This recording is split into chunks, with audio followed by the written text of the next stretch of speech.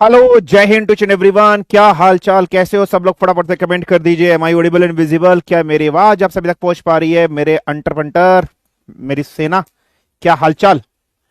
नन्हे मुन्ने बच्चों, हाउ आर यू ऑल? कैसे हो? All good, all fine? जय हिंद। जय हिंद चाचा जी। क्या हाल चाल? बढ़िया बढ़िया। मेरे जवानों, बंदरों और बंदरियों, ठीक है। सलाम वालेकुम बेटा, सलाम वालेकुम। ठीक है। तो सर, आप गुस्सा दिखा रहे हो? अबे कहाँ दिखा रहा हूं? इतना तो हंस रहा हूं। है चाचू की सेना। यस। ठीक है। चलिए। नन्ना मुन्ना राई हूँ, देश का सिपाही हूँ। ठीक है। जय हिंद चाचा जी, जय हिंद बेटा, जय हिंद। सो बंदर और बंदरियो, कैसे हो? वानर सेना, so how are you my वानर सेना? कैसे हो भाई वानर सेना? बढ़िया।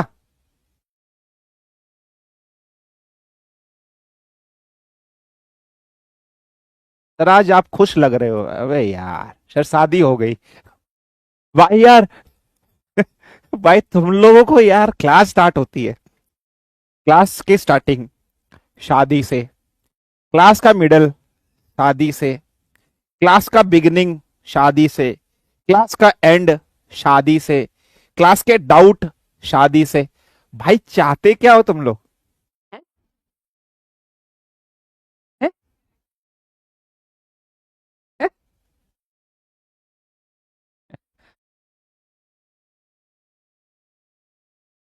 है भाई।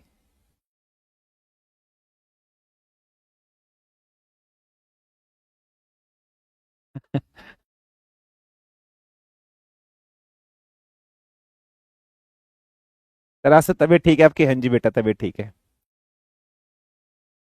शादी इक्वल टू बर्बादी। अब शादी कर लो। ठीक है। हम तो शर्मा गए। चलिए, लेट्स गो। ठीक है। अरे यार, बहुत शैतान है भाई। चलिए, ये कह रहा है सर आपके कोई एक्स है क्या? दानिश सर बोलते हैं सर। क्या बोलते हैं दानिश सर? दानिश सर क्या बोलते हैं? दानिश सर क्या बोलते हैं? क्या लिख रहा है बच्चा? दानिश सर बोलते हैं। दानिश सर की शादी हो गई है क्या? नहीं बेटा, अभी नहीं हुई है सर की।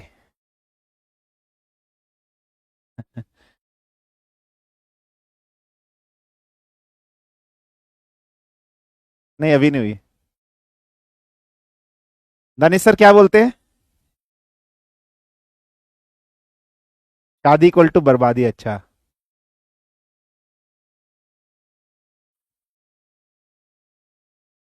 सर, कल आप नाराज थे क्या? अरे नहीं बेटा, नाराज नहीं थे। बस बुरा लगता है जब आप लोग क्वेश्चन सॉल्व नहीं करते हो।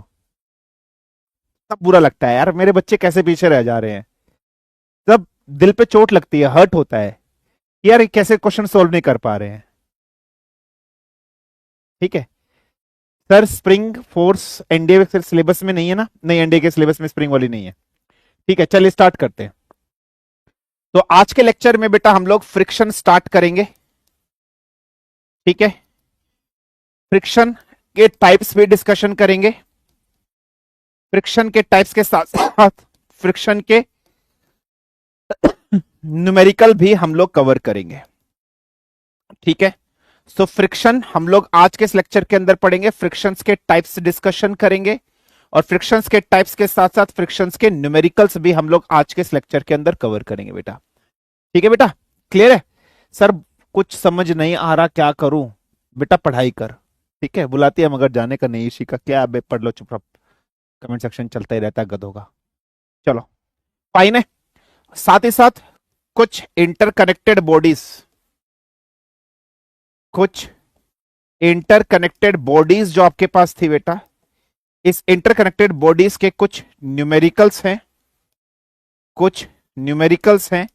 ये न्यूमेरिकल्स भी अपन आज के इस लेक्चर के अंदर कवर करेंगे। ये न्यूमेरिकल्स भी अपन आज के इस लेक्चर के अंदर कवर करेंगे। कल मैंने आपको इंटरकनेक्टेड बॉडीज के क्वेश्चंस कराए थे एक दो। तो चलिए without wasting any time let's start, let's begin. ठीक है, तो बिना किसी देरी के आज के लेक्चर को स्टार्ट करते हैं बेटा। चलिए so let's start, let's begin. आज के लेक्चर को अपन स्टार्ट करते हैं। ठीक है, चलिए सो एक क्वेश्चन आपके सामने मैं आप लोग को देता हूं। जैसे कि क्वेश्चन आपके सामने है कि हमारे पास एक ऑब्जेक्ट है बेटा जिसका मास है 8 kg। हमारे पास एक ऑब्जेक्ट है बेटा जिसका मास कितना है बेटा, 8 kg का जिसका मास है। इस 8 kg के मास के ऑब्जेक्ट को आपने इंटरकनेक्टेड कर रखा है बेटा। किससे कनेक्टेड कर रखा है? एक 7 kg के मास के ऑब्जेक्ट से ऐसे कनेक्ट कर रखा है। ये 7 kg का मास का एक ऑब्जेक्ट है, इससे इंटरकनेक्ट कर रखा है। यहां से इसके बीच में क्या लग रही है? एक रॉप लग रही है। ठीक है, क्लियर है, फाइन है। इसके बीच में यहां पर एक रॉप लगी हुई है इस तरीके से। इस इंटरकनेक्टेड बॉडीज पर आपने यहां पर एक फोर्स लगा रखी है F = 30 न्यूटन की। आपने इस तरीके से एक फोर्स लगा रहे हो। ठीक है, जब आप इसे फोर्स लगा रहे हो, इस ऑब्जेक्ट के ऊपर लग रही है फोर्स। ये मत सोचना ओरिजिन पे यहां पर है। मैं अच्छे से डायग्राम बनाता हूं फिर से, कभी प्रॉब्लम सोचो, क्वेश्चन को कुछ और सोचो। क्वेश्चन कुछ इस तरीके से, यहां से एक फोर्स लग रही है F = 30 न्यूटन की एक फोर्स लग रही है। और ये जो फोर्स है यहां पर एक हॉरिजॉन्टल में एंगल बना रहा है, 60 डिग्री का एंगल बना रहा है। ठीक है बेटा, 60 डिग्री का एंगल बना रहा है। तो आपसे पेपर में क्वेश्चन पूछ रहा है कि what is the value of T. ठीक है, आपसे पूछ रहा है कि टेंशन अगर इसमें टी लग रही है तो टी की वैल्यू बताइए क्या होगी। साथ साथ ये ऑब्जेक्ट ए एक्सेलरेशन से आगे की तरफ मूव कर रहे हैं, तो एक्सेलरेशन की वैल्यू भी आपको बतानी है। ये क्वेश्चन बेटा पहले मैं सॉल्व करा दे रहा हूं आपको। तो इस क्वेश्चन को सॉल्व करने के लिए आपको क्या बनाना पड़ेगा? Free body diagram of 8 kg के ऑब्जेक्ट का बनाना पड़ेगा। सबसे पहले आपको फ्री बॉडी डायग्राम बनाना पड़ेगा। किसका बनाना पड़ेगा? 8 kg के ऑब्जेक्ट का। फॉर एग्जाम्पल ये पॉइंट मास ऑब्जेक्ट है जिसका मास हम लोग लिख देते हैं 8 kg। क्लियर है बेटा? 8 kg पर नीचे की तरफ 8.g नीचे की तरफ लगेगा, जिसको आप लोग वेट बोलोगे इसका। और g की वैल्यू को for example 10 metre per second square आप मान लीजिए। तो इसका नॉर्मल रिएक्शन n1 ऊपर की तरफ लगेगा। हाँ जी, इस 8 kg मास वाले ऑब्जेक्ट पर इस डायरेक्शन में टेंशन की फोर्स 1 लग रही है। So these are all the forces on 8 kg वाले मास ऑब्जेक्ट पर। अब ये 8 kg मास वाला ऑब्जेक्ट ए एक्सेलरेशन से आगे की तरफ भी चल रहा है। एक्सेलरेशन ए गिवन है, आगे की तरफ चल रहा है। अब इससे इक्वेशन बना लेते हैं। जब हम इससे इक्वेशन बनाएंगे तो हम क्या लिखेंगे? n1 की वैल्यू 8 × g होगी। तो what would the value of n1? n1 की वैल्यू होगी 8 × g होगी। यहां पर t की बात कर रहे हैं तो t की वैल्यू क्या होगी बेटा? ये 8 kg का जो ऑब्जेक्ट है, ये टेंशन इस 8 kg के ऑब्जेक्ट पे लग रही है, और इस टेंशन की वजह से ये 8 kg का ऑब्जेक्ट ए एक्सेलरेशन से आगे की तरफ चल रहा है। तो इसका मतलब 8 × a would be the value of tension. तो टेंशन की वैल्यू क्या हो जाएगी? 8 × a हो जाएगा। ये फ्री बॉडी डायग्राम हो गया 8 kg ऑब्जेक्ट का। हाँ जी सर, हो गया। Now coming to the free body diagram of 7 kg object पर। ये जो 7 kg का ऑब्जेक्ट है, इस पर फ्री बॉडी डायग्राम किस तरीके से बनेगा, कैसे बनेगा, हम लोग देख लेते हैं। फॉर एग्जाम्पल ये एक ऑब्जेक्ट है बेटा, क्लियर है, जिसका मास कितना है? 7 kg का ऑब्जेक्ट है। 7 kg के ऑब्जेक्ट का मास, वेट नीचे की तरफ लगेगा।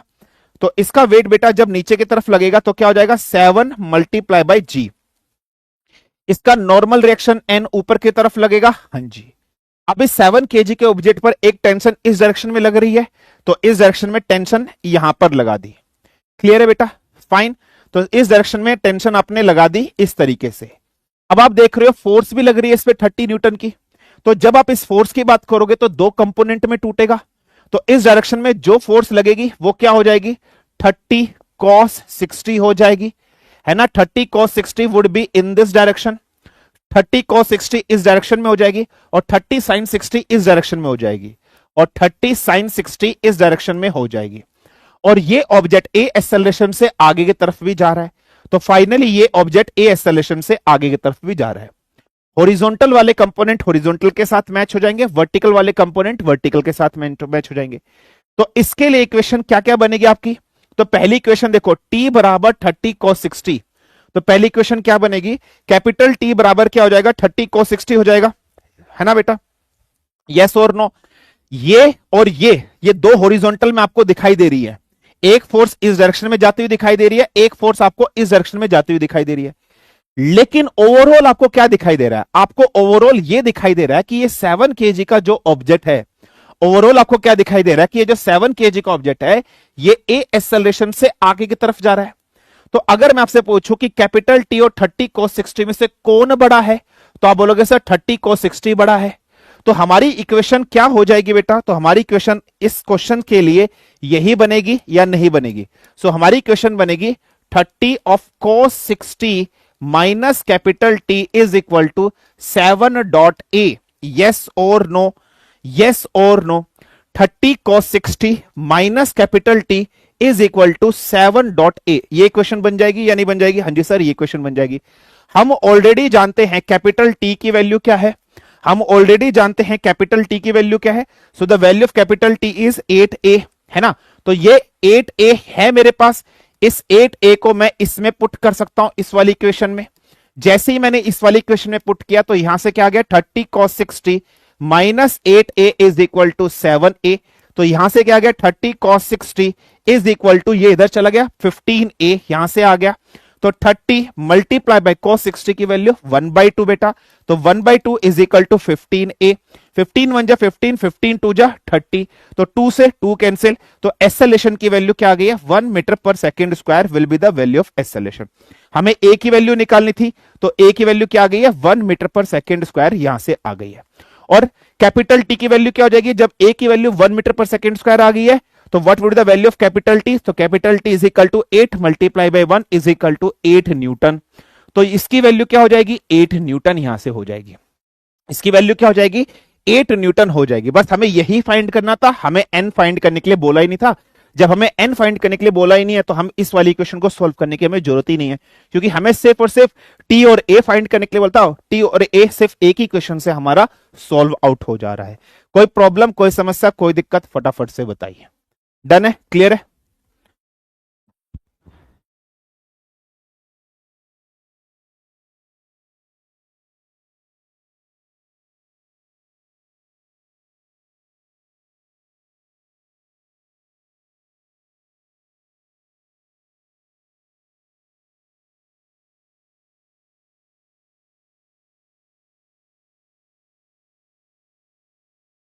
क्लियर बेटा, कोई प्रॉब्लम, कोई समस्या? ठीक है, डन। M1 M2 को टच बॉक्स वाला करा दो, हाँ कराता हूं टच बॉक्स वाला, ठीक है। तो सिंपल सा क्वेश्चन था, कुछ नहीं था इस क्वेश्चन के अंदर, ठीक है। अब एक क्वेश्चन बेटा मैं आप लोग को दे रहा हूं, आप लोग उस क्वेश्चन को करोगे, ठीक है, क्लियर है? पुली सिस्टम वाला। सर आप cos 60 माइनस टी क्यों नहीं किया, cos 60 माइनस टी यही तो किया है, 30 cos 60 माइनस टी तो किया है, 30 cos t माइनस 60 तो किया है बेटा। इस एक ऑब्जेक्ट 7 kg का था, एक 8 kg का ऑब्जेक्ट था, इसमें फोर्स ऐसे लग रही है, तो अगर ऑब्जेक्ट का एक्सेलरेशन इस तरफ गिवन है, त्वरण इस तरफ गिवन है, तो इसमें से कौन सा बड़ा होगा, इधर वाली तो बड़ा होगा। ओवरऑल ऑब्जेक्ट इस डायरेक्शन में जा रहा है और इसमें दो फोर्स लग रही है, एक ये लग रही है, एक ये लग रही है, तो इधर वाली फोर्स ही तो बड़ी होगी। तो 30 cos 60 बड़ा है, कैपिटल टी छोटा है, तो मैंने क्या किया है, 30 cos 60 minus capital T is equal to 7a, T की वैल्यू 8a थी वो पुट कर दे, इक्वेशन सॉल्व किया, एक्सेलरेशन की वैल्यू 1 मीटर पर सेकंड स्क्वायर यहां से आ रही थी, फाइन है। चलिए अब क्वेश्चन पर आ रहे हैं, पुली का क्वेश्चन है, तो पुली का क्वेश्चन है आपके पास, ठीक है। इस क्वेश्चन को ध्यान से करना। सर कल वाली ट्रिक से गलत आ रहा है आंसर, कल वाली ट्रिक से गलत आ रहा है इंटरकनेक्टेड बॉडीज में। बेटा कल वाली ट्रिक अलग थी, कल वाला क्वेश्चन अलग था, कल वाले क्वेश्चन में फोर्स यहां लग रही थी, कल वाले क्वेश्चन में फोर्स 18 न्यूटन यहां लग रही थी। आज वाला क्वेश्चन अलग है, आज वाले क्वेश्चन में कंपोनेंट हैं। अगर बाई चांस यहां कंपोनेंट ना होता, अगर यहां पर कंपोनेंट ना होता, अगर यहां पर कंपोनेंट ना होता, फोर्स यहां पर लगी होती, तो तुम कल वाला फॉर्मूला इस्तेमाल करते, तो तुम कल वाला फॉर्मूला इस्तेमाल करते, ठीक है। देखो क्लास में पापा जी भी आ गए, बच्चे का नाम पापा जी, पापा जी कह रहे हैं सही आ रहा है, हाँ पापा जी। अगर ये कंपोनेंट ना होते तो आप 18 न्यूटन की फोर्स को लगाते, तब ये अंडरस्टैंडिंग तो आपको डेवलप करनी पड़ेगी ना, है ना, ये अंडरस्टैंडिंग तो आपको डेवलप करनी पड़ेगी खुद से, ठीक है। चलिए फाइन है, गॉट इट? चलो नेक्स्ट क्वेश्चन देता हूं। चलिए भाई, ये 11th क्लास की फिजिक्स है और कुछ नहीं है। चलिए नेक्स्ट क्वेश्चन आपके सामने दे रहा हूं पुली का। ठीक है, एक पुली है, इस तरीके से एक दीवार है, इस दीवार पर एक पुली ऐसे हैंग कर रखी है, फ्रिक्शनलेस पुली है। पुली याद रख लेना, फ्रिक्शनलेस पुली है, कोई भी घर्षण बल नहीं है, कोई भी घर्षण बल नहीं है, फ्रिक्शनलेस पुली है। ठीक है, रस्सी इस तरीके से इस पुली से टंगी हुई है, यहां पर एक वजन लटका हुआ है और इस वजन को m1 मान लीजिए, और एक वजन यहां से इस तरीके से लटका हुआ है रस्सी से पुली से, ये वजन है m2। ठीक है, ये वजन है m2। कहा गया है कि m2 जो मास है वो बड़ा है m1 से। कहा गया है ये वाला जो वजन लटका हुआ है वो बड़ा है इससे। अगर ये वजन बड़ा है तो ओवरऑल ऑब्जेक्ट नीचे की तरफ जाएगा, m2 वाला ऑब्जेक्ट नीचे की तरफ जाएगा, और m वाला ऑब्जेक्ट a एक्सेलरेशन से, a त्वरण से ऊपर की तरफ जाएगा, है ना बेटा? तो आपसे कह रहा है what is the value of acceleration a? Acceleration a त्वरण की a की वैल्यू आपको निकालनी है। मैं आपके सामने ऑप्शन दे रहा हूं। पहला ऑप्शन है m2 minus m1 multiply by g upon m1 plus m2। दूसरा ऑप्शन गिवन है m1 minus m2 multiply by g upon m1 plus m2। तीसरा ऑप्शन आपके सामने है m1 plus m2 divided by m1 minus m2 into g। चौथा option आपके सामने है नन ऑफ द अबव। मैं 1 मिनट का टाइम दे रहा हूं, कोई भी बच्चा टाइमर पे मत जाना। अगर आपको 1 मिनट से ज्यादा टाइम लग रहा है क्वेश्चन को सॉल्व करने में तो प्लीज आप आराम से अपना टाइम लीजिए। यहां पर फर्स्ट सेकंड थर्ड आने से कोई फायदा नहीं है, आप आराम से अपना टाइम लीजिए और इस क्वेश्चन को सॉल्व करिए। What would be the answer? Same, पहले फ्री बॉडी डायग्राम बनाइए m1 मास बॉडी का, m2 मास बॉडी का।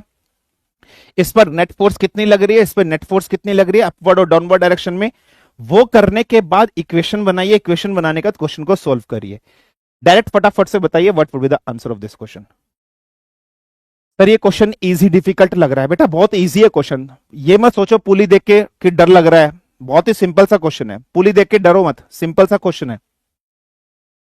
फ्री बॉडी डायग्राम बनाओ। सबसे पहले m1 ऑब्जेक्ट का फ्री बॉडी डायग्राम बनाओ। m1 पे मास नीचे की तरफ, वेट नीचे की तरफ लगेगा, भार m1 डॉट g। रस्सी सेम है, रस्सी अगर सेम है तो इस पे तनाव, इस पे टेंशन सेम लगेगा। अगर टेंशन की वैल्यू t मान ली है तो यहां पर भी टेंशन t लगेगी।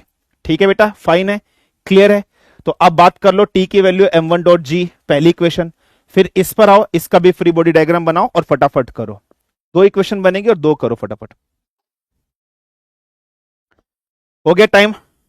चलिए टाइमर खत्म हो गया, let's solve.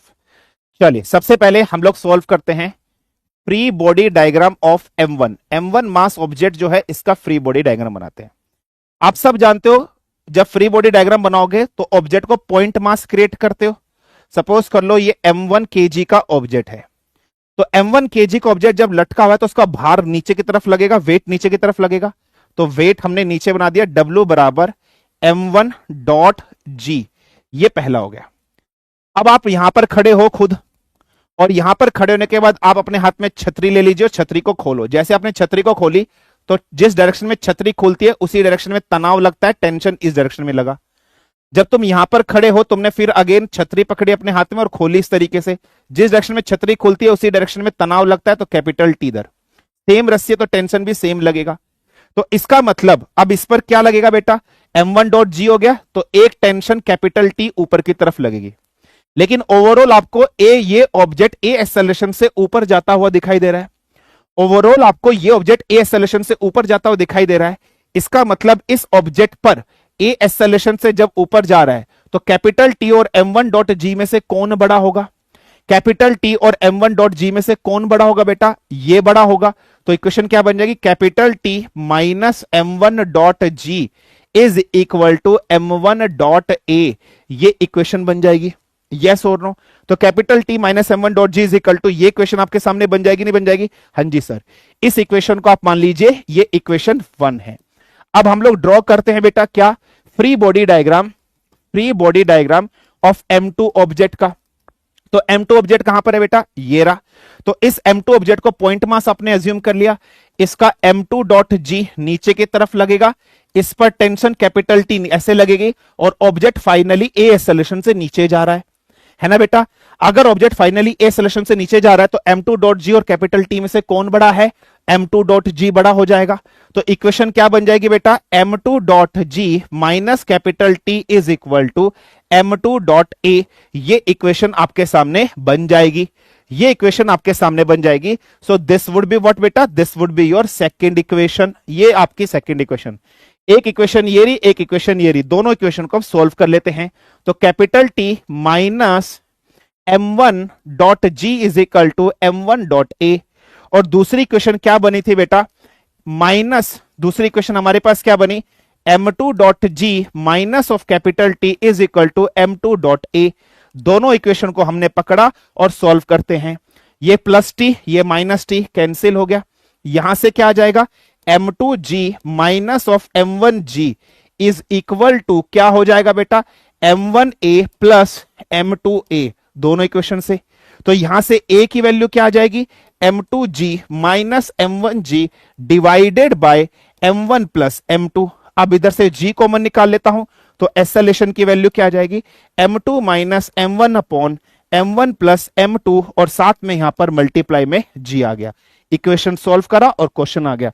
So answer is option number A. So answer is option number A. कोई प्रॉब्लम, कोई समस्या, कोई दिक्कत, फटाफट से बताइए। So answer is option number A. Done है बेटा, क्लियर?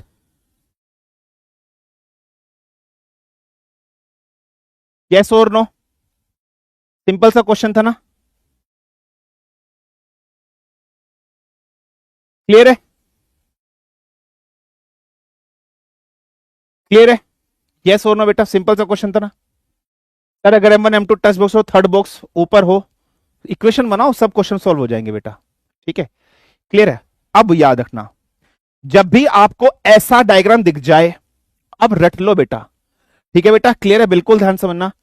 जब भी आपको ऐसा क्वेश्चन दिख जाए, ठीक है, क्लियर है? जब भी आपको ऐसा क्वेश्चन दिख जाए, ऐसा क्वेश्चन दिख जाए पुली वाला, और आपको बोला एक्सेलरेशन फाइंड करो, आप रट लेना, आप रट लेना, कुछ नहीं करना।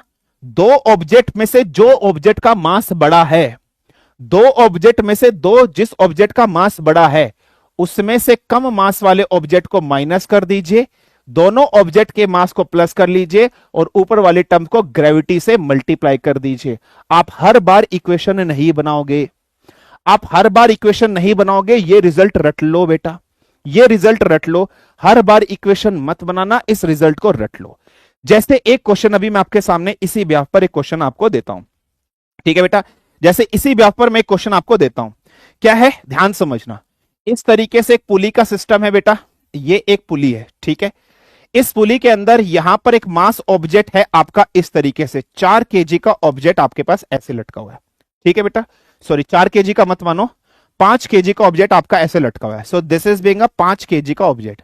यहां से एक रस्सी जा रही है बेटा, यहां से एक रस्सी जा रही है और ये 2 केजी का ऑब्जेक्ट हो गया, एक रस्सी आपकी ऐसे जा रही है। सिमिलर वे में यहां से फिर से एक रस्सी आपकी ऐसे जा रही है, ये 4 केजी का ऑब्जेक्ट आपका फिर से ऐसे हो गया, ठीक है? क्लियर है? अब क्या कहा गया, इधर वाला मास ज्यादा है बेटा, इधर वाला मास ज्यादा है या नहीं? हाँ जी सर, इधर वाला मास ज्यादा है। इधर वाला मास ज्यादा है या नहीं? हाँ जी सर, इधर वाला मास ज्यादा है। तो ये ऑब्जेक्ट ए एक्सेलरेशन से नीचे की तरफ जा रहा है, ये ऊपर ए एक्सेलरेशन से जा रहा है। तो आपसे कह रहा है ए की वैल्यू बताइए, what would be the value of A? ठीक है, आपसे सीधा पूछ रहा है कि what would be the value of A. Option आपके सामने गिवन है, पहला ऑप्शन g/10, दूसरा ऑप्शन आपके सामने गिवन है g/9, ये g/9 है। तीसरा ऑप्शन आपके पास गिवन है g/8 और चौथा ऑप्शन आपके पास गिवन है g/11। So what should be the answer? 30 second में आंसर आना चाहिए, 30 सेकेंड में आंसर आना चाहिए। डायरेक्ट फॉर्मूला लगाओ और what would be the answer. दो ऑब्जेक्ट है, हैवियर ऑब्जेक्ट और हल्का ऑब्जेक्ट, तो फटाफट से बताइए what would be the answer.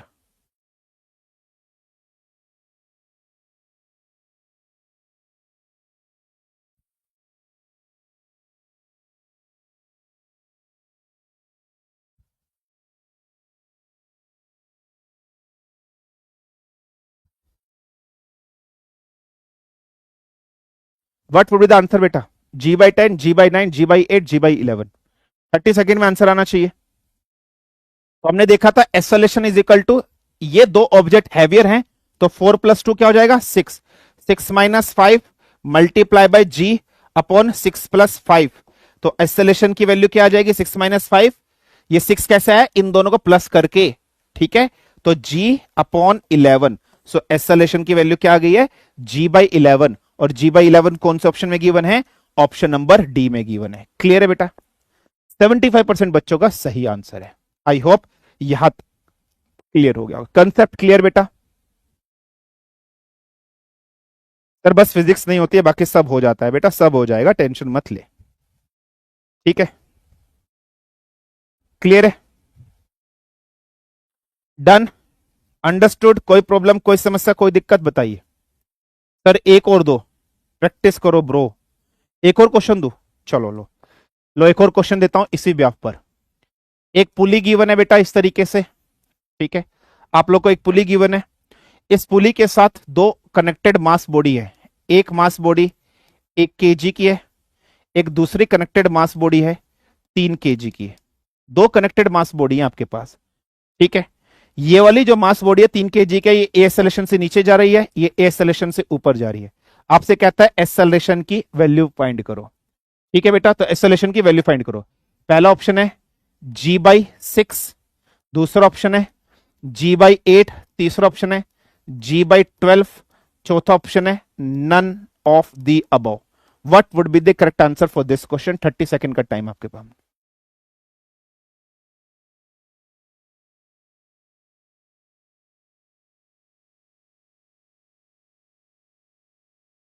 फटाफट से बताइए, g/6, g/8, g/12 या none of this? What would be the answer बेटा? What would be the answer बेटा? फटाफट से बताइए, what would be the answer? Simple सा क्वेश्चन है, ऐसा कनेक्शन आ जाए, acceleration is equal to 3 - 1 multiply bye g divided by 3 + 1, काम खत्म। So 2g divided by 4 is equal to g/2, is equal to g/2। और g/2 कौन से ऑप्शन में गिवन है? नन ऑफ दीज में आएगा। So what should be the answer of this question? So the answer of this question is option number D. अब भी गधे आंसर सही नहीं देंगे, आंसर भी बता दिया तब भी देखना। 86% बच्चों का सही आंसर है, बहुत बढ़िया।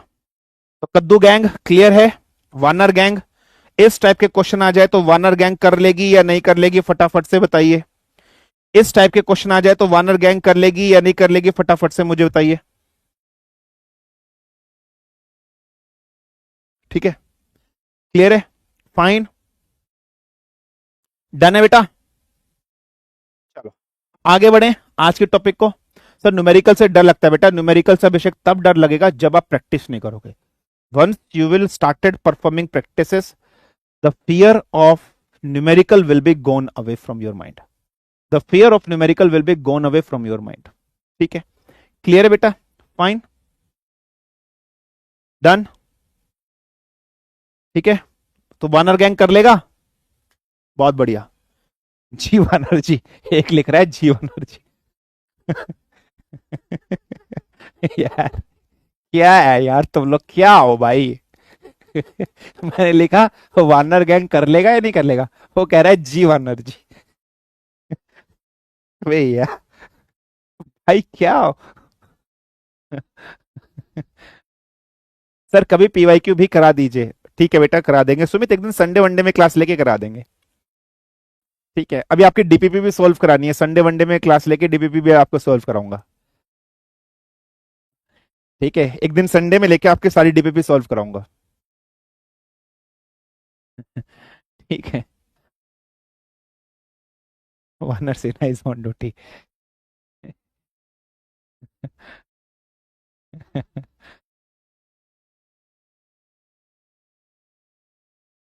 ठीक है, ठीक है,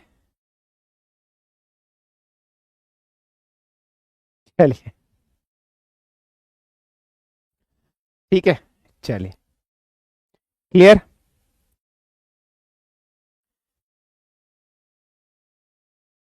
चलिए आगे बढ़ते हैं। चलिए आओ, अब आते हैं बेटा फ्रिक्शन के ऊपर।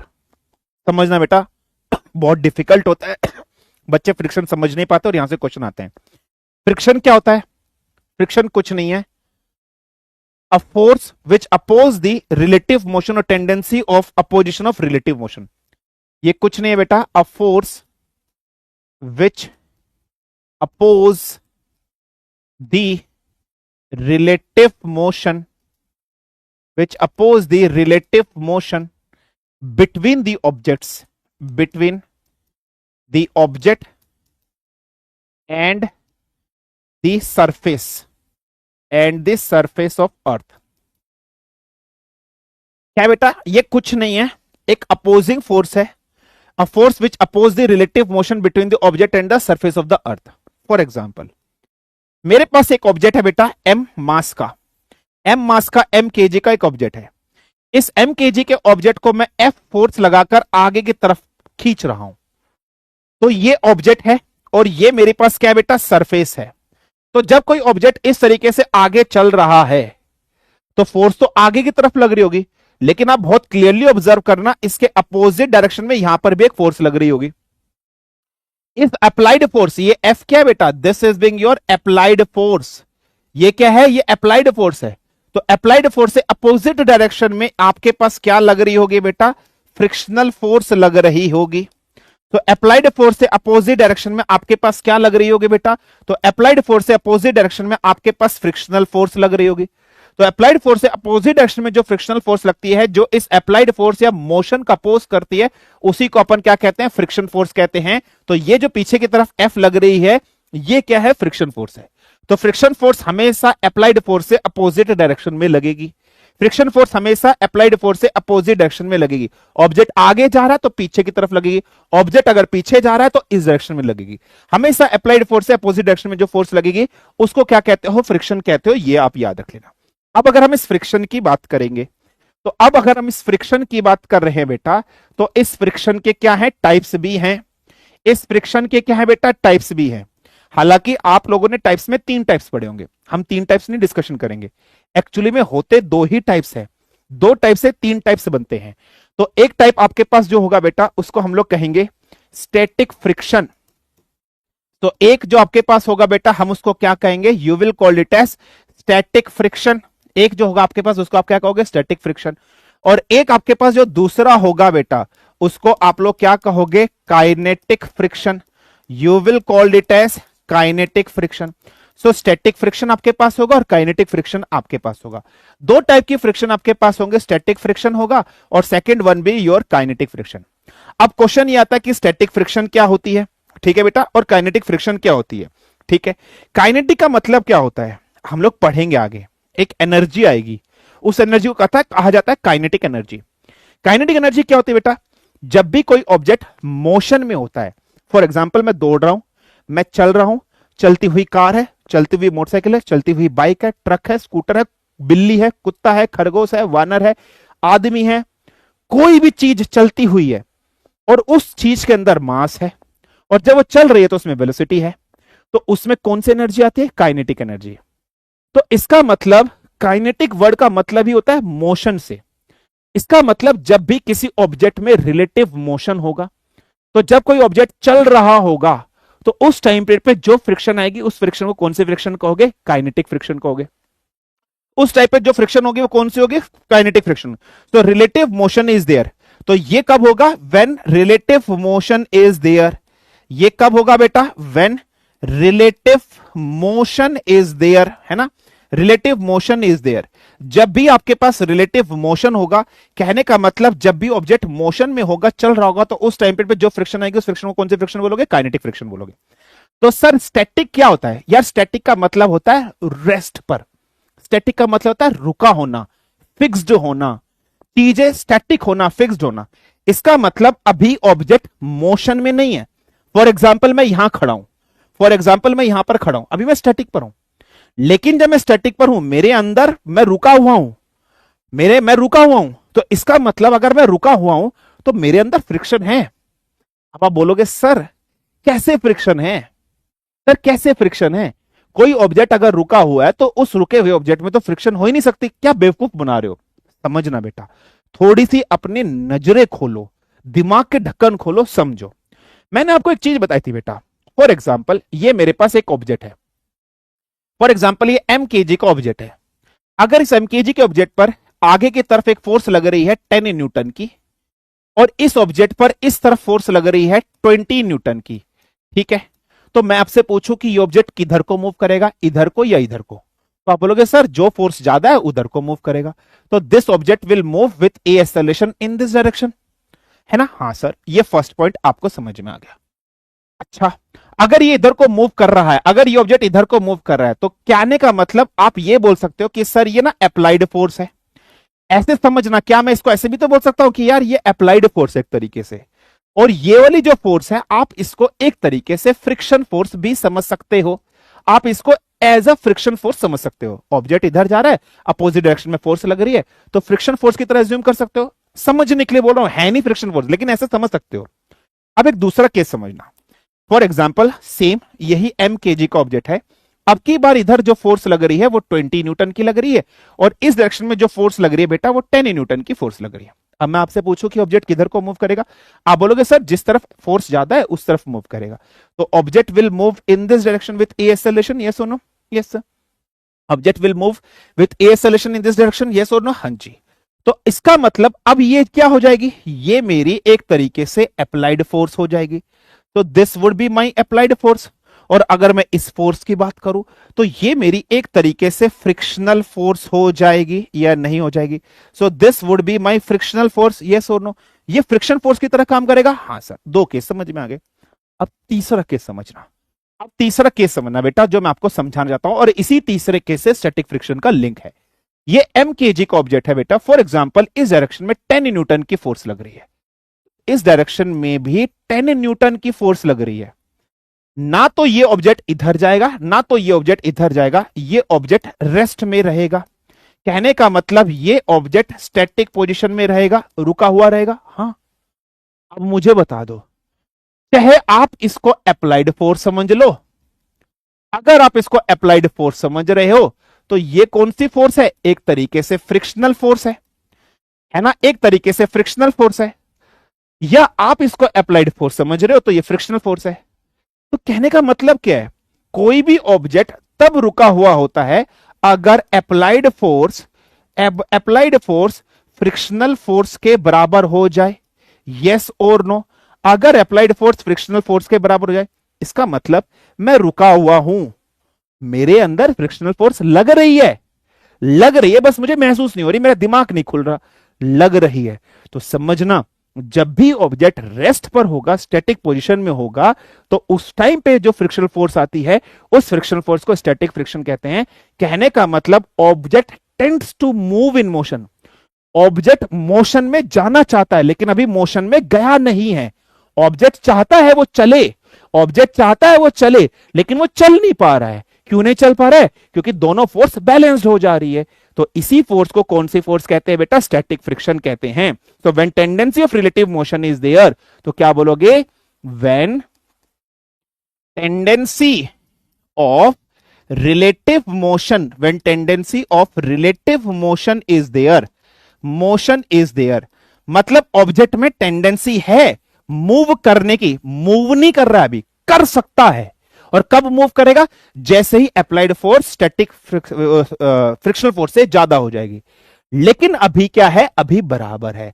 कंसेप्ट समझ में आया? ये दो टाइप की फ्रिक्शन फोर्स समझ में आई या नहीं आई, फटाफट से बताइए। क्लियर है बेटा? डेफिनेशन समझ में आई? ऑब्जेक्ट मूव कर सकता है लेकिन अभी मूव नहीं किया है। क्लियर है बेटा?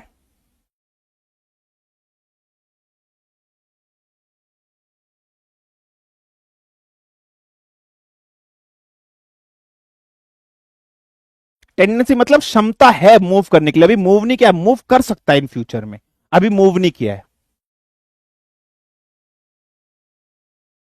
क्लियर बेटा जी? तो सर्कुलर फ्रिक्शन बेटा वो कुछ नहीं है, वो इसी में सब कुछ आ जाता है। ठीक है?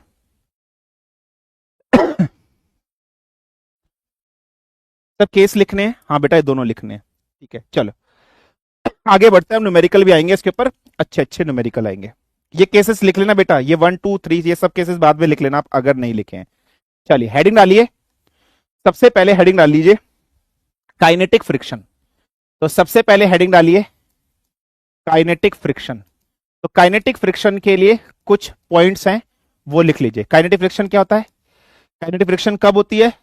When relative motion is being there, when relative motion is being there, जब रिलेटिव मोशन होगा, when relative motion is being there तब होगा। ठीक है बेटा, क्लियर है, ये याद रख लेना। ठीक है, क्लियर है, बिल्कुल ध्यान से होना। दूसरा, ये क्या होगा? ये कांस्टेंट होता है, ये कांस्टेंट होता है। Sir what is the meaning of constant? कहने का मतलब यह है it do not depends upon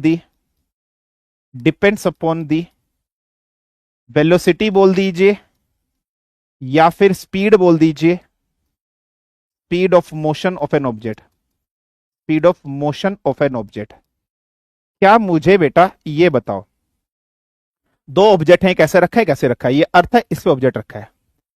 एक बार ऑब्जेक्ट बहुत धीरे धीरे से चल रहा है, एक बार ऑब्जेक्ट बहुत तेजी से चल रहा है। क्या कभी फ्रिक्शन स्पीड या वेलोसिटी पे डिपेंड करेगी? कभी नहीं करती, कभी नहीं करती है। तो दैट्स वाई ये कांस्टेंट होती है, दैट्स वाई ये कांस्टेंट होती है, याद रखना। तीसरा पॉइंट आते हैं बेटा जो हमें पढ़ना है। तो सर ये काइनेटिक फ्रिक्शन किसके प्रोपोर्शनल होगा? दिस काइनेटिक फ्रिक्शन, बस याद रख लेना, will be directly proportional to N. N क्या होगा? Normal reaction. ये kinetic friction weight of an object पर डिपेंड कर सकती है। एन क्या होता है बेटा? Normal reaction. एन क्या होता है? नॉर्मल रिएक्शन होता है ना बेटा। एन क्या है? Normal reaction. एन बराबर mg होगा। शायद अगर मेरा ऑब्जेक्ट बहुत भारी है तो मुझे इसको खींचने के लिए ताकत भी ज्यादा लगानी पड़ेगी। अगर मुझे उसको खींचने के लिए ज्यादा ताकत लगानी पड़ेगी तो उस पर फ्रिक्शन भी ज्यादा लगेगी। अगर ऑब्जेक्ट मेरा हल्का है तो मुझे उसे खींचने के लिए कम ताकत लगानी पड़ेगी, कम ताकत लगानी पड़ेगी तो फ्रिक्शन भी कम लगेगी। तो याद रखना, static kinetic friction is directly proportional to N. Kinetic friction is directly proportional to N होता है। और इस चीज को जब हम लिखते हैं तो ऐसे लिखते हैं, F K is equal to mu K into N, ऐसे लिखा जाता है। ये फॉर्मूला है, इसी फॉर्मूले का न्यूमेरिकल में हम लोग इस्तेमाल करेंगे। यहां पर अगर हम लोग म्यू के की बात कर लेते हैं तो ये क्या है? कॉफिशिएंट ऑफ, ये क्या है बेटा? ये है कॉफिशिएंट ऑफ काइनेटिक फ्रिक्शन।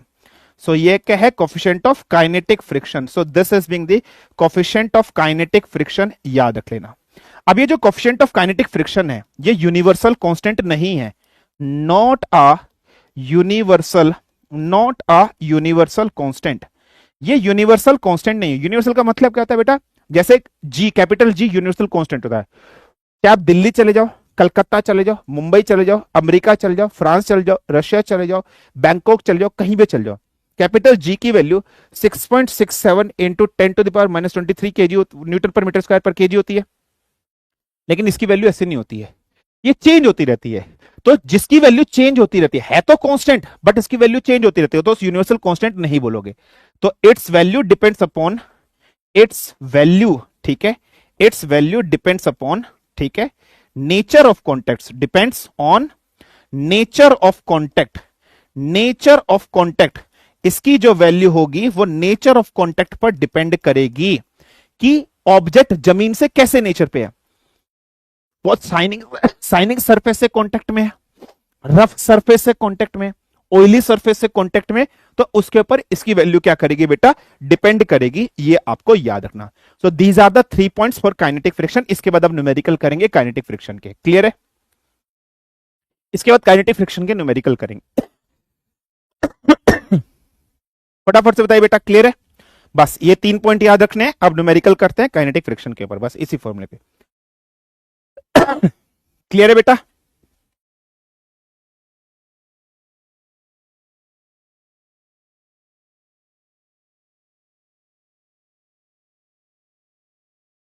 ठीक है, डन है बेटा? म्यू के की वैल्यू बेटा पेपर में गिवन हो गया आपको। म्यू के की वैल्यू बेटा पेपर में गिवन होती है, ठीक है? म्यू के की वैल्यू बेटा पेपर में गिवन होगी, ठीक है? अभी मैं क्वेश्चन कराऊंगा, ठीक है? चलिए, तो लिमिटिंग फ्रिक्शन टाइप नहीं होता बेटा, वो स्टैटिक फ्रिक्शन में ही आएगा बेटा, स्नेहा, वो स्टैटिक फ्रिक्शन में आएगा। लिमिटिंग फ्रिक्शन स्टैटिक फ्रिक्शन में आएगा, वो हम पढ़ेंगे आगे, ठीक है? वो उसी में आएगा। चलिए, limiting friction kinetic static friction में आएगा, उसमें हम लोग पढ़ेंगे।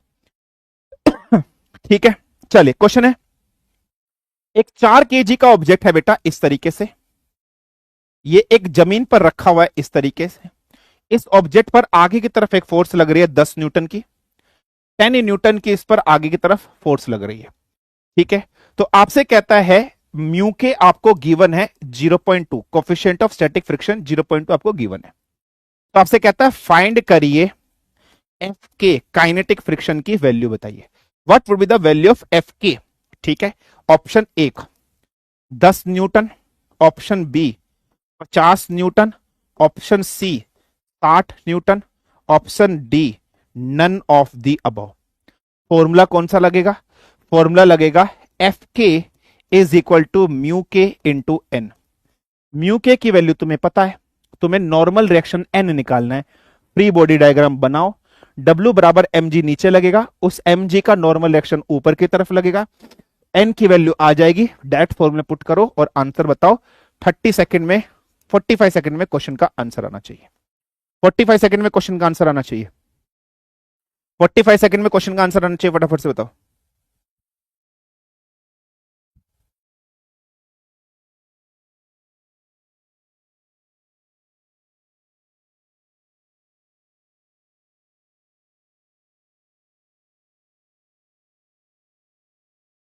फोर्टी फाइव सेकंड में आंसर आना चाहिए।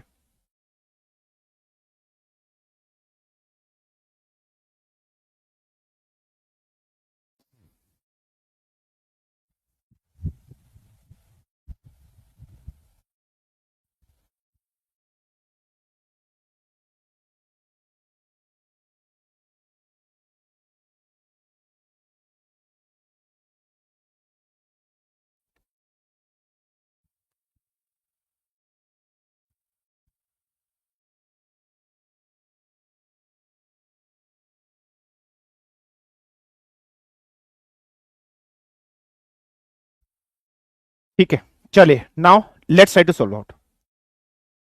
4 kg का ऑब्जेक्ट है, m डॉट जी नीचे का लगेगा, नॉर्मल रिएक्शन n ऊपर का लगेगा, 10 न्यूटन आगे जा रहा है, एफ के इधर को लगेगा। n की वैल्यू क्या हो जाएगी? 4 multiply by 10।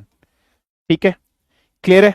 4 multiply by 10, n की वैल्यू आ जाएगी 40 न्यूटन। एफ के की वैल्यू क्या हो जाएगी?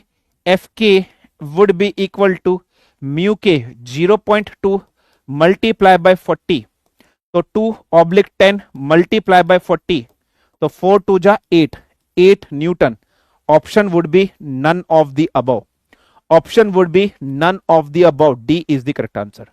64% बच्चों का सही आंसर है, बाकी सबका गलत है। कुछ था बेटा इस क्वेश्चन में? बताओ यार, ऐसे मत करो यार, इतना सिंपल सिंपल से क्वेश्चन है बेटा। बताओ क्या था बेटा? कुछ भी नहीं था यार, कुछ था इस क्वेश्चन में यार? इतना मत करो यार बेटा।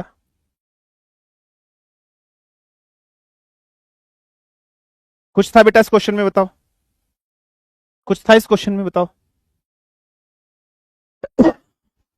डन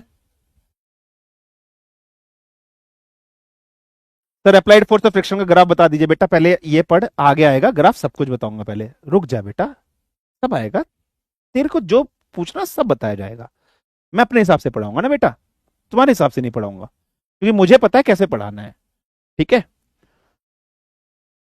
ठीक है, चलिए नेक्स्ट क्वेश्चन। नेक्स्ट क्वेश्चन आपके सामने है, ग्राफ बना दीजिए। ये तो तेरे से हो नहीं रहा बेटा, ग्राफ बना दीजिए। 4 kg का ऑब्जेक्ट है, म्यू की वैल्यू 0.3 है। ठीक है बेटा, यहां से एक फोर्स लग रही है 10√2 न्यूटन की। यहां पर एक हॉरिजॉन्टल के साथ एंगल बन रहा है 45 डिग्री का। हॉरिजॉन्टल के साथ एंगल बन रहा है 45 डिग्री का। तीन चीज बोल रहा है, फाइंड करना है कैपिटल एन, दूसरा फाइंड करना है एफ ऑफ के, ठीक है, तीसरी चीज फाइंड करना है एक्सेलरेशन ए। पहला ऑप्शन ये एन के लिए, एफ के लिए और ए के लिए। ठीक है बेटा, तीन ऑप्शन आपके सामने गिवन है। ठीक है, 30 1/4 9, 30 9 1/4, 1/4 30 9। चौथा ऑप्शन 9 1/4 या 30। ठीक है, तो चार ऑप्शन तुम्हारे सामने हैं। ये चार ऑप्शन तुम्हारे सामने गिवन है, सिंपल सा क्वेश्चन है, कुछ नहीं है बेटा। कंपोनेंट में तोड़ना है, पहले फ्री बॉडी डायग्राम बनाओ, इक्वेशन बनेगी, इक्वेशन बनाकर सॉल्व करो, एक एक वैल्यू सेम पे जैसे पहले क्वेश्चन करते आ रहे थे वही है, इक्वेशन बनाओ, बस एक एक्स्ट्रा फोर्स एफ के आ जाएगी, फ्री बॉडी डायग्राम बनाओ और क्वेश्चन को सॉल्व करो। फटाफट से सॉल्व करो, 60 सेकंड का टाइम दे रहा हूं, फटाफट से सॉल्व करो। कंपोनेंट बनाओ, तोड़ो और सॉल्व करो।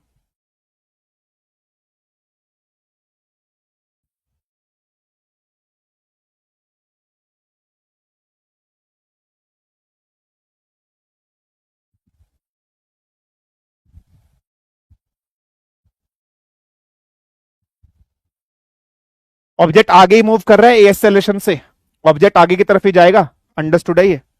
कभी बोलो सर मोशन नहीं गिवन है ऑब्जेक्ट का, ऑब्जेक्ट आगे की तरफ ही चल रहा है,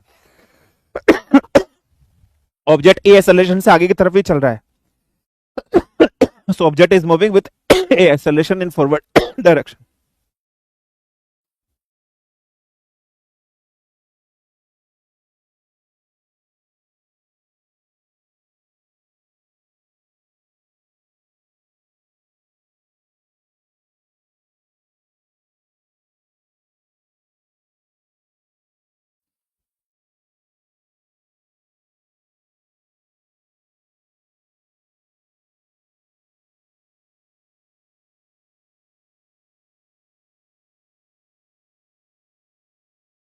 ठीक है, चलिए now let's try to draw the free body diagram.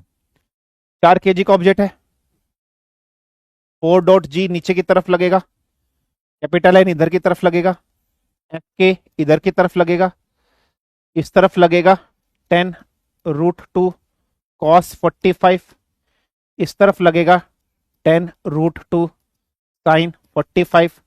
Object A acceleration से आगे की तरफ जा रहा है, 10√2 cos 45 की वैल्यू हो जाएगी 10√2 मल्टीप्लाई बाय 1/√2, खत्म, 10 न्यूटन, ये भी 10 न्यूटन हो जाएगा।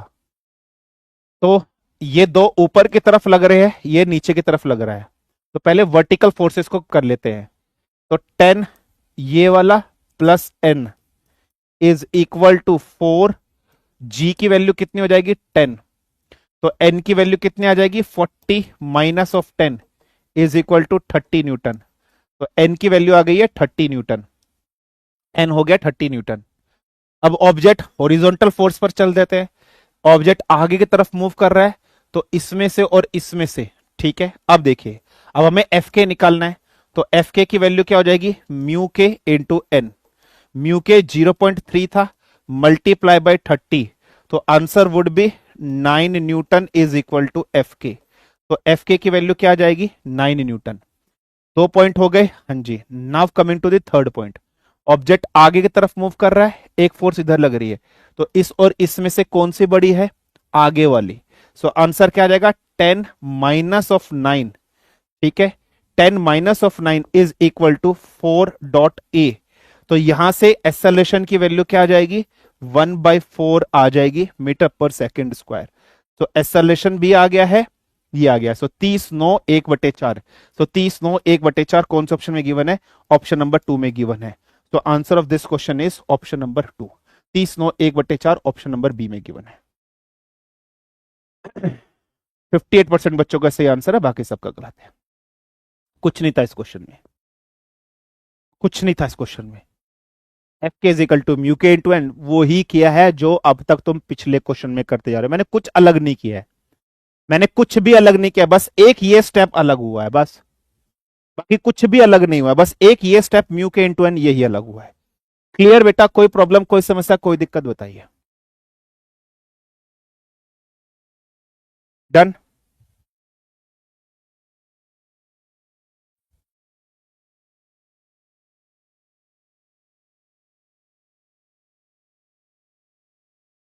ठीक है, एक लास्ट क्वेश्चन दे रहा हूं बेटा, इस क्वेश्चन के बेस पर एक लास्ट क्वेश्चन आपको दे रहा हूं, आप उस क्वेश्चन को करो।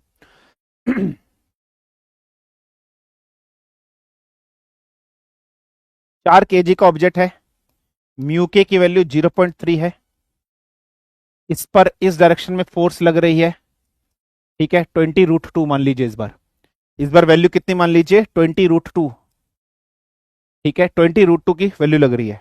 हॉरिजॉन्टल के साथ यहां एंगल बन रहा है 45 डिग्री का। तो कहता है एन एफ के और ए की वैल्यू बताइए।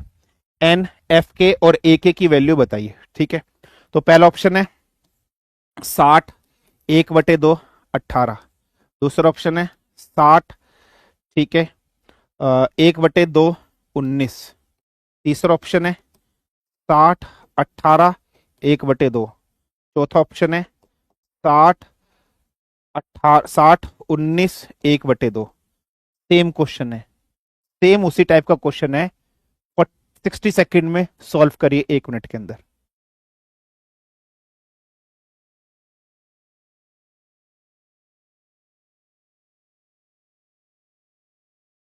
तो जैसे क्वेश्चन में भी कुछ नहीं होता, वैसे कुछ बच्चों के दिमाग में भी कुछ नहीं होता। सही कह रहे हो।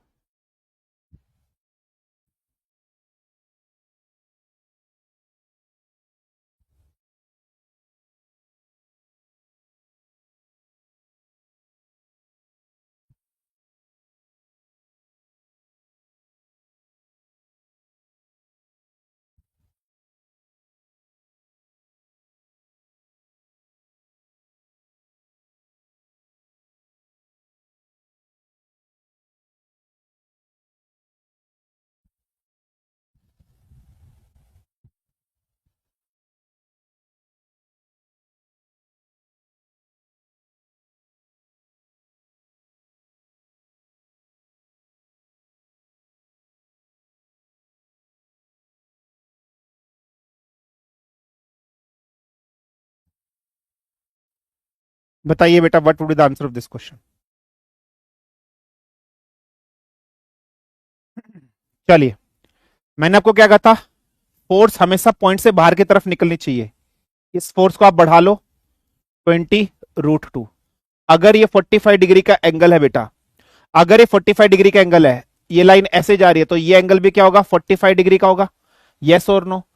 तो इसका मतलब इस तरफ क्या लगेगा, 20√2 cos 45।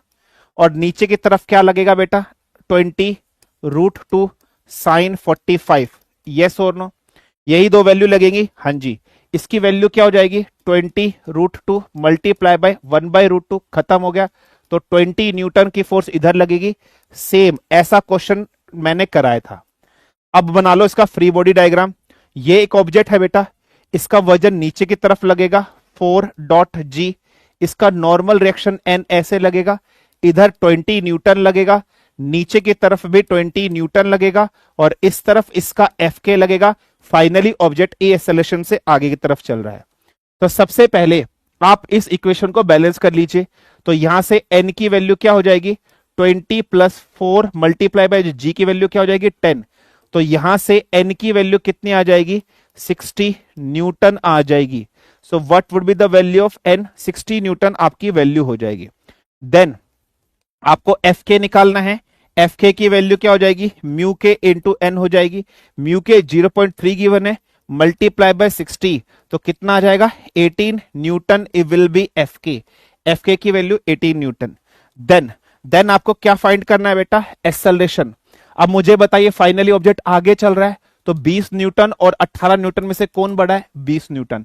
तो क्या हो जाएगा, 20 - 18, मतलब F K is equal to कितना मास है, 4 kg का मास ऑब्जेक्ट है। तो 4.a, यस और नो, 4.a। तो 2 = 4a हो जाएगा। यस और नो? एक्सेलरेशन की value 1/2 metre per second square आ जाएगी या नहीं आ जाएगी। सो एक्सेलरेशन की वैल्यू तो 60 18 1/2, 60 18 1/2 ऑप्शन नंबर सी में है। कोई प्रॉब्लम, कोई समस्या, कोई दिक्कत बताइए। 60 18 1/2 ऑप्शन सी। क्लियर है?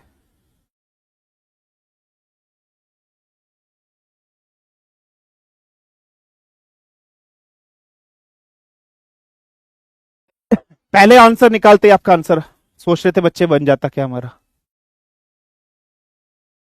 सर प्रोजेक्टाइल सिलेबस में है या नहीं है बेटा, वो मैं कराऊंगा, प्रोजेक्टाइल कराऊंगा। ठीक है, क्लियर है, फाइन।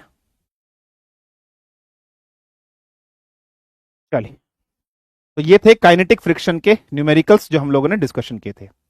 अब आते हैं हम लोग स्टैटिक फ्रिक्शन पर। Now let's come to the topic of static friction. ठीक है, so now let's come to the topic of static friction. कि स्टैटिक फ्रिक्शन हमें क्या कहता है, हमें क्या बताता है, what actually the static friction tell us. Static friction क्या होता है और हमें क्या बताता है, समझते हैं। स्टैटिक फ्रिक्शन क्या होता है? when tendency of relative motion is being there, when tendency of relative motion is there, जब रिलेटिव मोशन की किसी भी ऑब्जेक्ट के अंदर टेंडेंसी हो उसको हम लोग क्या कहते हैं, स्टैटिक फ्रिक्शन कहते हैं। दूसरा, जैसे आपके स्टैटिक फ्रिक्शन है, ठीक है, जैसे हमने काइनेटिक फ्रिक्शन पढ़ा था, तो काइनेटिक फ्रिक्शन कैसा पढ़ा था, कांस्टेंट। लेकिन स्टैटिक फ्रिक्शन कैसा होगा बेटा, ये एक वेरिएबल फ्रिक्शन होगा। ये कैसा फ्रिक्शन होगा बेटा, ये कांस्टेंट फ्रिक्शन नहीं होगा, ये वेरिएबल फ्रिक्शन होगा। क्यों वेरिएबल? मैंने क्या लिखा है, यहां टेंडेंसी है, मतलब अभी ऑब्जेक्ट मूव नहीं कर रहा है, लेकिन ऑब्जेक्ट मूव कर सकता है। ऑब्जेक्ट मूव कर सकता है इन फ्यूचर, अभी मूव नहीं कर रहा है लेकिन मूव कर सकता है। तो डेट्स वाई ये कैसी फ्रिक्शन होगी, वेरिएबल फ्रिक्शन होगी। तो आप इसके लिए एक पॉइंट लिखोगे, तो इस फ्रिक्शन को ऑल्सो क्या कहा जाता है, also self adjusting, also self adjusting कहा जाता है इसको। So also called as self adjusting. ये सेल्फ एडजस्टिंग फोर्स भी कहा जाता है फ्रिक्शन फोर्स, मतलब ये अपनी वैल्यू एडजस्ट कर सकता है सिचुएशन के हिसाब से। कैसे एडजस्ट करेगा, मैं क्वेश्चन में आपको समझाऊंगा। ये अपनी वैल्यू कैसे एडजस्ट करेगा, क्वेश्चन में समझाऊंगा, आपको समझ में आ जाएगा। तीसरा पॉइंट क्या है, स्टैटिक फ्रिक्शन की अगर हम लोग बात करेंगे, तो स्टैटिक फ्रिक्शन की एक वैल्यू होगी, वो वैल्यू क्या होगी, एक होगी लिमिटिंग फ्रिक्शन और एक यहां पर वर्ड होगा जीरो। तो इट कुड बी जीरो से लेकर लिमिटिंग फ्रिक्शन के बीच में होगी। अब बहुत से बच्चे सोच रहे होंगे कि सर ये लिमिटिंग फ्रिक्शन क्या होती है, बहुत से बच्चे ये सोच रहे होंगे कि सर ये लिमिटिंग फ्रिक्शन क्या होती है ना बेटा, क्लियर है, बिल्कुल ध्यान समझना। तो ये स्टैटिक फ्रिक्शन की मैक्सिमम वैल्यू, लिमिटिंग फ्रिक्शन कुछ नहीं है, एफ लिमिटिंग कुछ नहीं है बेटा। व्हाट इज लिमिटिंग फ्रिक्शन, ये कुछ नहीं है, स्टैटिक फ्रिक्शन की मैक्सिमम वैल्यू। स्टैटिक फ्रिक्शन की मैक्सिमम वैल्यू जो होती है, उस मैक्सिमम वैल्यू को लिमिटिंग फ्रिक्शन कहते हैं। स्टैटिक फ्रिक्शन की मैक्सिमम वैल्यू क्या होगी, जब ऑब्जेक्ट रेस्ट पर होगा। तो जब ऑब्जेक्ट रेस्ट पर होगा उस टाइम पर ऑब्जेक्ट में जो फ्रिक्शन है वो उसी फ्रिक्शन को लिमिटिंग फ्रिक्शन कहते हैं। तो स्टैटिक फ्रिक्शन की मैक्सिमम वैल्यू को लिमिटिंग फ्रिक्शन, तो इसकी वैल्यू मिनिमम से मैक्सिमम के बीच में ही तो हो सकती है।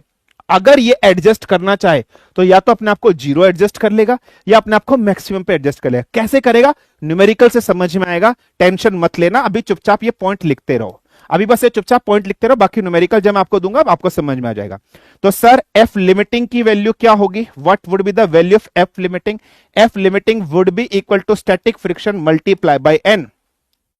तो F limiting would be equal to what, तो static friction multiply by N.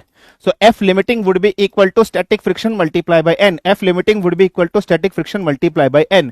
Static friction multiply by n हो जाएगी, this would be the value. So ये पहला point, second point, third point, 4 point आपके सामने हैं। अब इसी के ब्याह पर न्यूमेरिकल सॉल्व करेंगे, कैसे सॉल्व करेंगे मैं करना सिखाऊंगा। पहले आप बस इतने पॉइंट बताइए, इतने पॉइंट समझ में आए या नहीं आए।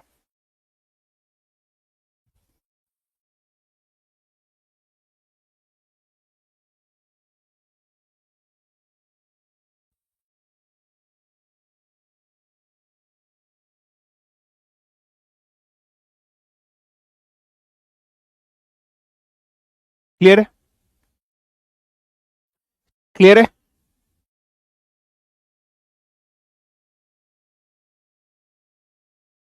ठीक है, फाइन है। चलिए अब एक क्वेश्चन करा रहा हूं बेटा, समझना बहुत ध्यान से। अब सारे पॉइंट समझ में आ जाएंगे, लिमिटिंग क्या होता है, काइनेटिक क्या होता है, सेल्फ एडजस्टिंग कैसे है। एक न्यूमेरिकल कराऊंगा और उस न्यूमेरिकल से तुम्हें सब कुछ समझ में आ जाएगा। एक ऑब्जेक्ट है, 4 केजी का ऑब्जेक्ट है अपने पास, we have an object of 4 KG.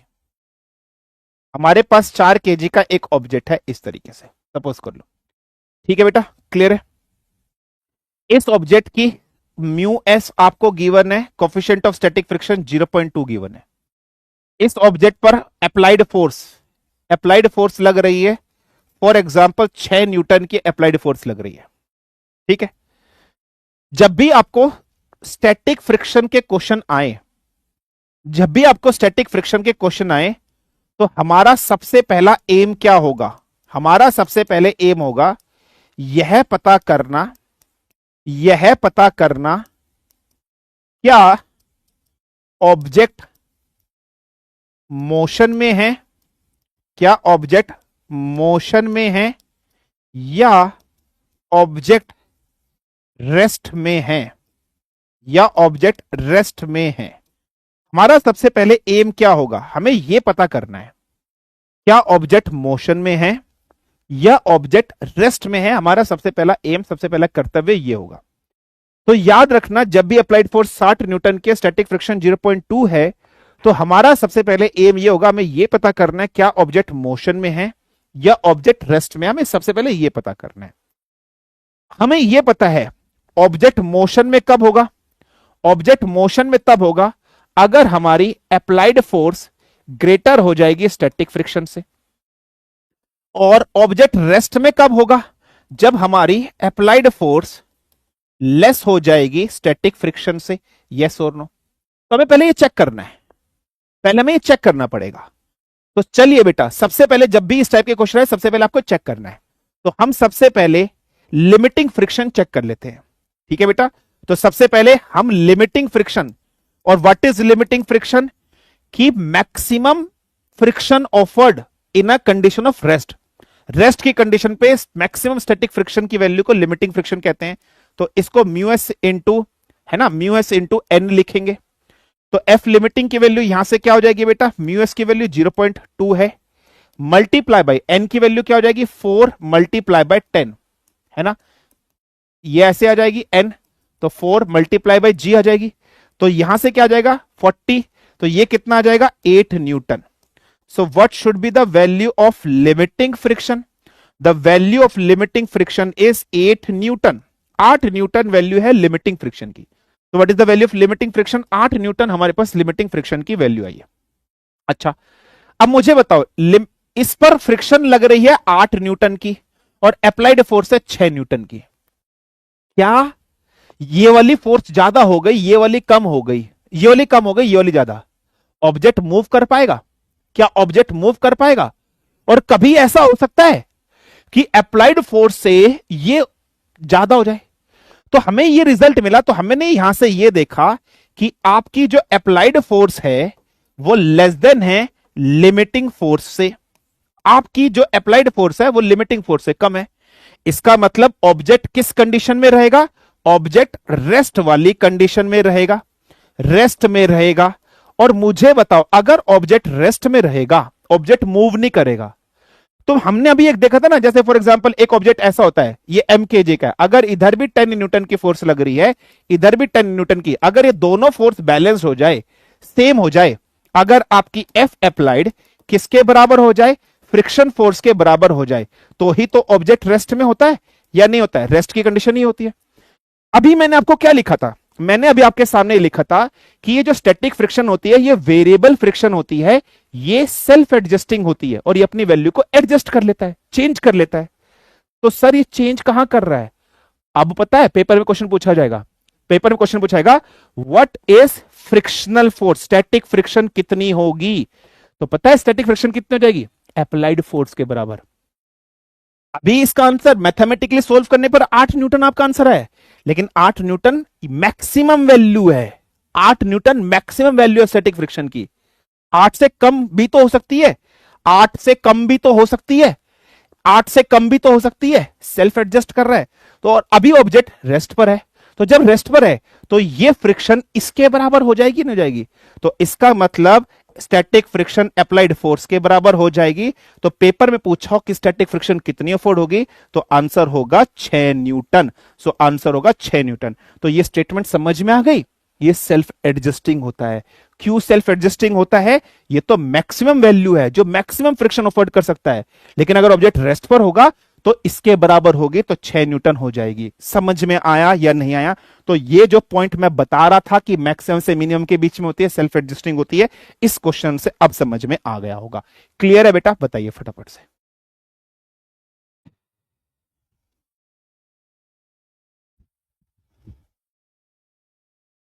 तो एफएस की वैल्यू कितनी हो जाएगी? 6 न्यूटन। समझ में आ गया? समझ में आ गया?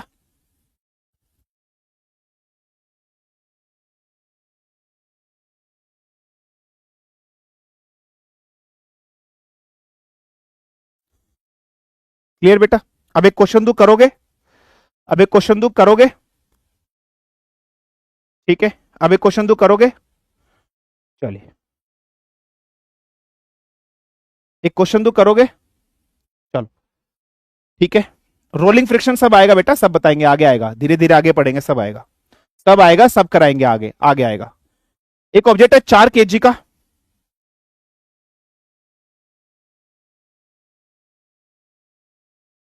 एफ अप्लाइड 20 न्यूटन की है,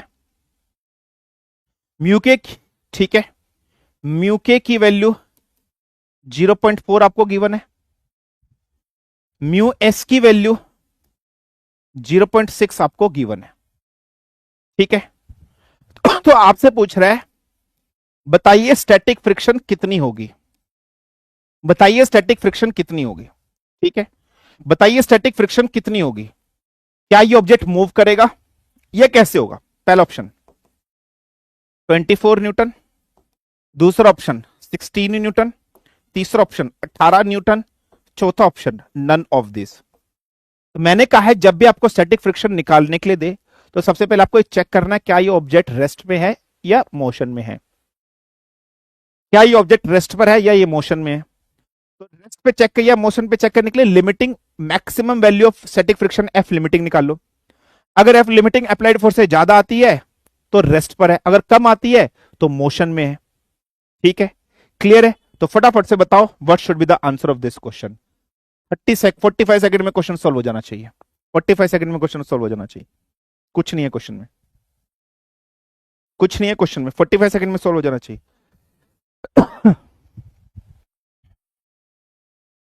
कुछ नहीं है क्वेश्चन में, 45 सेकंड में सॉल्व हो जाना चाहिए।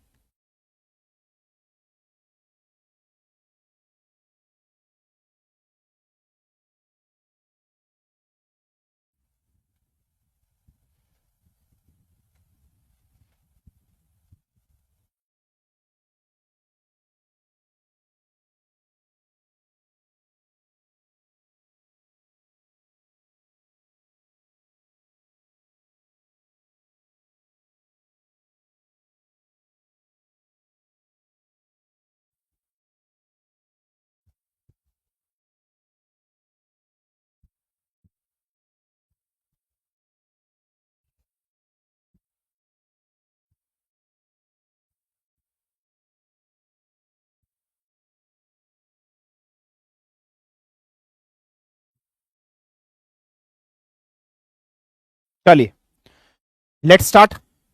एफ के, एफ लिमिटिंग की वैल्यू निकाल लेते हैं। तो mu S into N, mu S की वैल्यू 0.6 गिवन है, एन की वैल्यू क्या हो जाएगी 4 मल्टीप्लाई बाय 10, 40, 6 4 जा 24। तो एफ लिमिटिंग की वैल्यू कितनी आ जाएगी 24 न्यूटन। अप्लाइड फोर्स कितनी गिवन है 20 न्यूटन। तो आपने क्या देख लिया कि लिमिटिंग फ्रिक्शन ज्यादा आ रही है अप्लाइड फोर्स से, इसका मतलब ऑब्जेक्ट किस में रहेगा, रेस्ट में।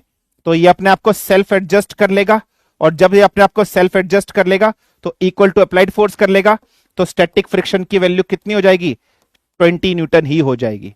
तो answer would be none of this. मैंने जानबूझ के 20 नहीं लिखा, अगर मैं ऑप्शन में जानबूझ के यहां 20 लिख देता ना, तो बच्चे डायरेक्ट इसको देख के 20 देख के ना 20 लगा देते। तो मैंने चालाकी खेली है यहां पर, ठीक है। मैंने जानबूझ के 20 नहीं लिखा यहां पर, मुझे पता था, ठीक है, तब भी गलत कर पाए, तब भी गलत कर पाए। सेम क्वेश्चन था, कुछ नहीं था, सेम क्वेश्चन था पिछली बार वाले जैसा ही, सेम क्वेश्चन था पिछली बार वाले जैसा ही, कुछ नहीं था, सेम क्वेश्चन था पिछली बार जैसे ही।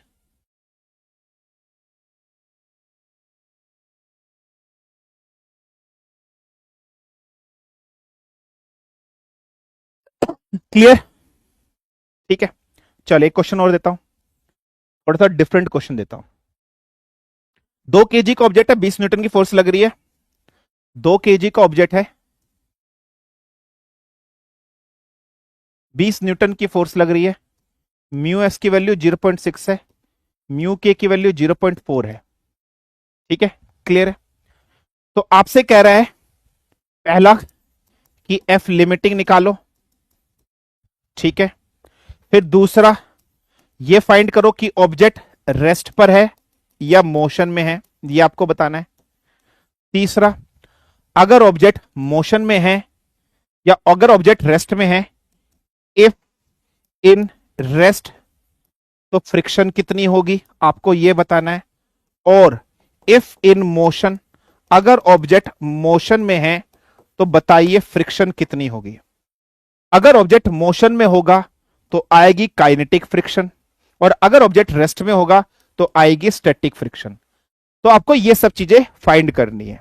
तो आपको क्या करना है बेटा, ये सब चीजें यहां पर फाइंड करनी है। साथ ही साथ चौथा पॉइंट, एक्सेलरेशन भी आपको फाइंड करनी है। एक्सेलरेशन ए भी आपको फाइंड करनी है, मतलब ऑब्जेक्ट मान लो अगर ए एक्सेलरेशन से आगे तरफ चल रहा है तो आपको ये फाइंड करनी है। चलिए, तो मैं सॉल्व करा देता हूं इस क्वेश्चन को। चलो सबसे पहले एफ लिमिटिंग निकाल लेते हैं। तो म्यू एस इंटू एन होता है। तो म्यू एस की वैल्यू कितनी गिवन है, 0.6। एन की वैल्यू कितनी गिवन है, 2 मल्टीप्लाई बाय 10, 20 है ना। तो कितना हो जाएगा, 12 न्यूटन। तो लिमिटिंग फ्रिक्शन 12 न्यूटन आ गई। तो एफ लिमिटिंग की वैल्यू कितनी आ गई बेटा, 12 न्यूटन आपके पास आ गई। तो what would the limiting friction, 12 Newton आपके पास आ गई। अगर ये 12 न्यूटन आ गई आपके पास, तो हमने ये देखा कि आपकी एफ अप्लाइड जो है वो ज्यादा है किससे, एफ लिमिटिंग से। तो सीधा सा मतलब है ऑब्जेक्ट किस में होगा, मोशन में होगा। So object will be in motion. तो एफ लिमिटिंग कितना आ गया, 12 न्यूटन। ऑब्जेक्ट रेस्ट में होगा, मोशन में होगा, रेस्ट में तो नहीं होगा, मोशन में होगा। अगर ऑब्जेक्ट मोशन में है तो क्या ये हम फाइंड करेंगे, ये हम बिल्कुल भी फाइंड नहीं करेंगे। तो हम क्या फाइंड करेंगे, हम एफ के फाइंड करेंगे। तो हमारा नेक्स्ट कर्तव्य क्या है, एफ के फाइंड करने का। एफ के की वैल्यू क्या हो जाएगी, mu K into N. Mu K की वैल्यू 0.4 गिवन है, multiply by 2 multiply by 10, multiply by 2 multiply 10 to जा 20, 20 से मल्टीप्लाई किया 80। तो एफ के की वैल्यू क्या आ गई है, 8 न्यूटन।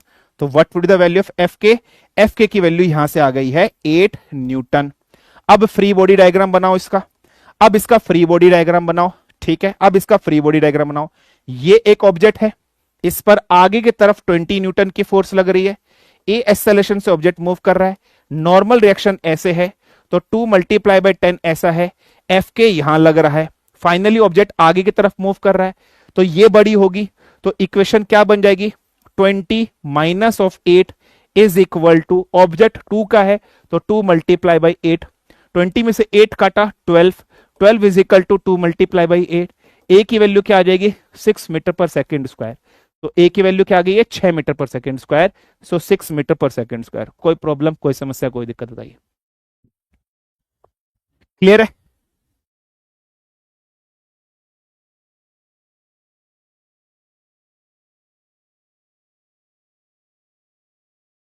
यस और नो?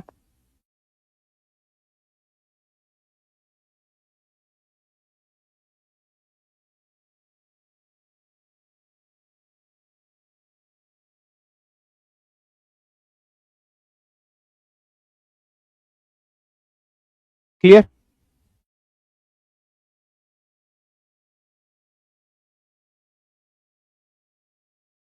डन? ठीक है।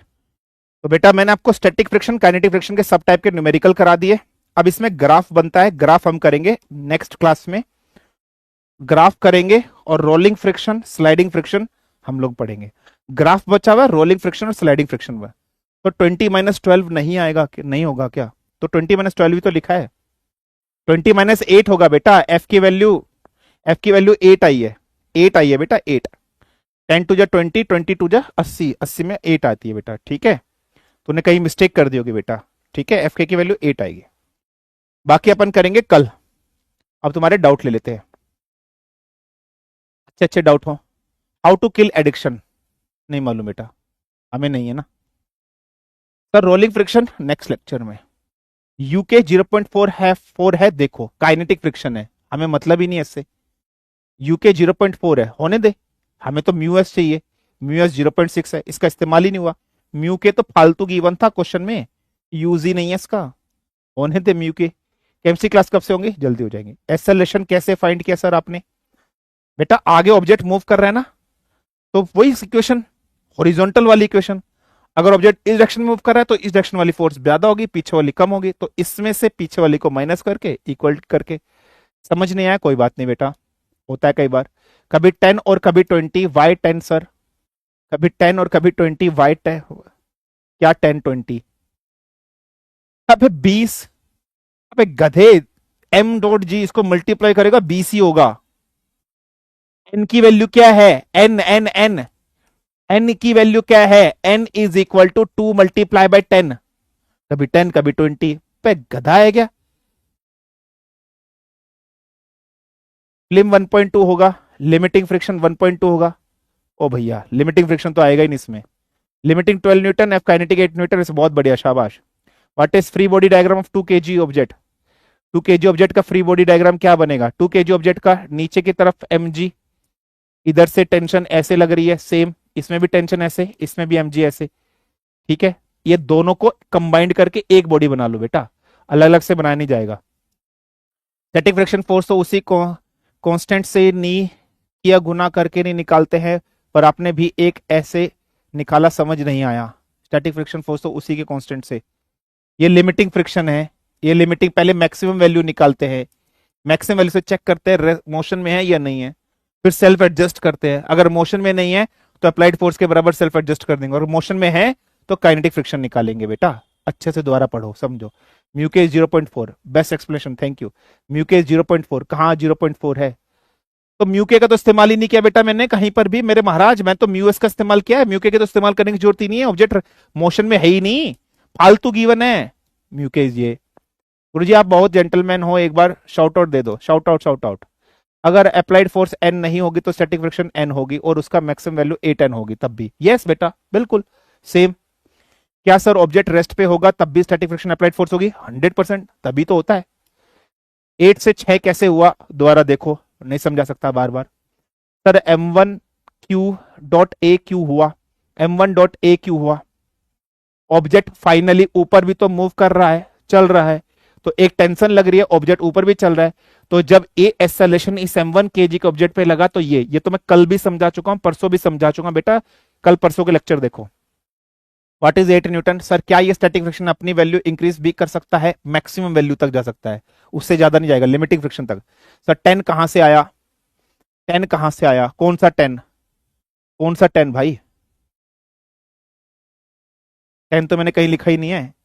अबे जी जी, 10 मीटर पर सेकेंड स्क्वायर। गधा हो भाई, कितने बेवकूफ बच्चे भी है क्या इस बैच के अंदर?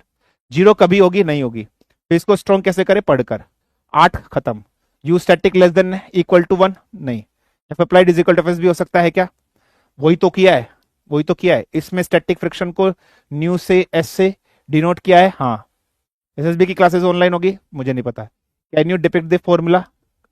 2 पॉइंट्स रिपीट चाचू। नॉर्मल का फॉर्मूला क्या है? मेरा सर है। पर इस क्वेश्चन में 20√2 का फोर्स नीचे क्यों लग रहा है? अब गधे, ये एंगल इधर बन रहा है, हॉरिजॉन्टल कंपोनेंट इधर बनेगा, तो बेटा इसके साथ ये फोर्स ऐसे लग रही है, तो तू फोर्स के साथ ही तो बनाएगा कंपोनेंट। तो फोर्स ऐसे जाती है तो फोर्स के बीच में एक्स और वाई बनता है। भाई साहब यार, कैसे कैसे बच्चे हो?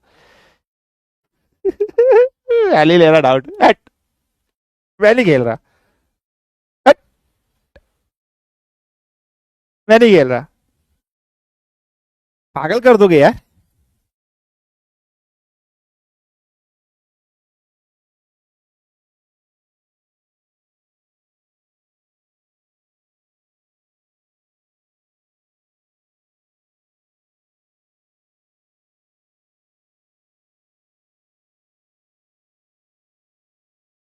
पागल कर दोगे यार।